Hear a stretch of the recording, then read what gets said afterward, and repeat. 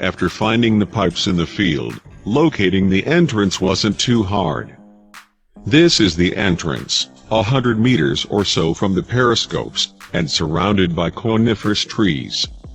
It was covered with a wooden lid, which was easy to remove by using a crowbar. The iron door you can see in the picture would swing back but the lock was broken, so they couldn't get trapped inside. What you can see here is what you would see for the next few minutes, nothing but endless, hospital-like hallways. They said that the acoustics were, in a word, haunting.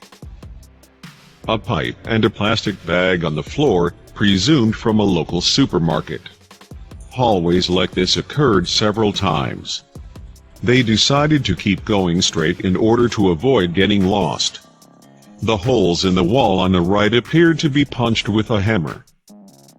This is what you see when you turn left at the intersection seen above.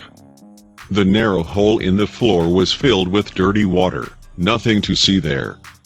A little later, at the second intersection, they found what seemed like a clogged entrance covered in graffiti.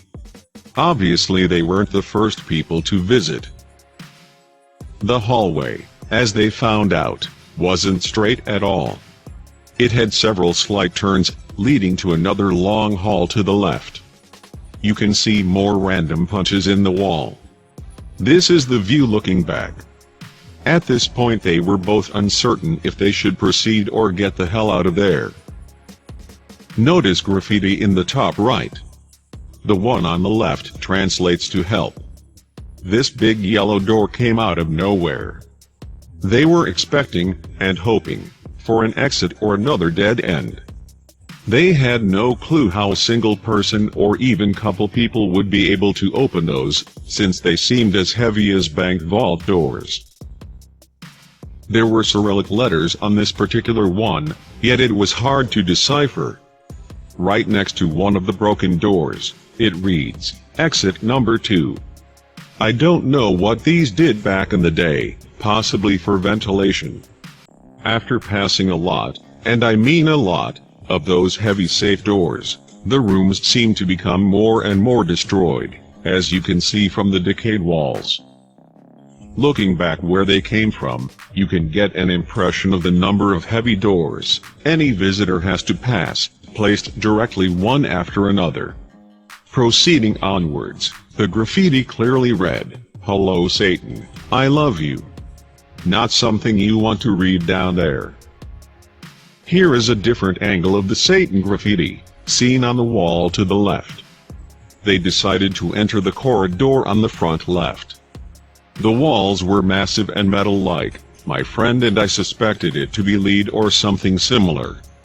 Notice a small red number on the wall, 2211, and the cryptic painting in the background, made of black lines. When you passed a few corners in the lead wall corridor, you'd set foot in this flooded area, which was set a single step below the prior rooms. They only stuck their heads in to take some pictures. This is what you would see when you turned left. A bigger room, also flooded. It seems slightly tilted. Notice another ventilation pipe right next to the door. This was the first time on the whole tour one of the explorers literally panicked. Terrified by the silhouette of this pile of rubble, resembling a crouching or sitting man.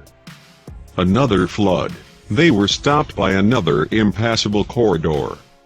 When already heading back to where they came from, my friend found this spooky gem. It was the biggest room so far, but only visible through little square holes in the walls. Back view of the machine. On the wall in the background, right below the ceiling pipes, you can see the narrow gap, from where he took the picture above. Random gloves found in one of the tiny gaps. Random shoe left in the mud. This is a sign on the floor reading "Stay back." These spikes look just like icicles but were likely some kind of mineral phenomenon. Right after this shot, the camera went down and we headed back to the entrance.